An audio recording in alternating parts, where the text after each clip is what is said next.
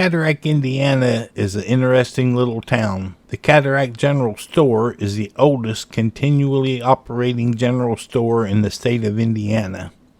It's mostly antiques now.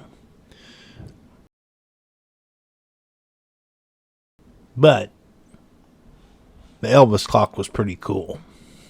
It also has a one-room schoolhouse that's only one of two on the National Historic Register.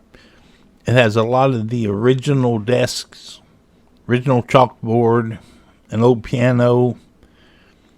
It's a little bit of a tourist destination and a history destination because they got a little lunch counter and would be happy to sell you some ice cream.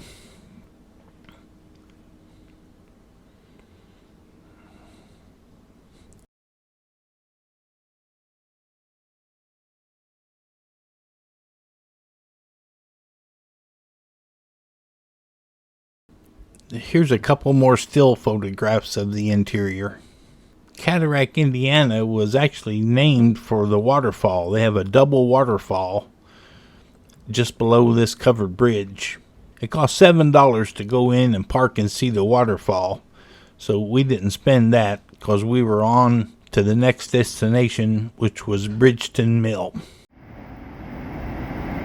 This is the covered bridge at Bridgeton Mill, Bridgeton, Indiana.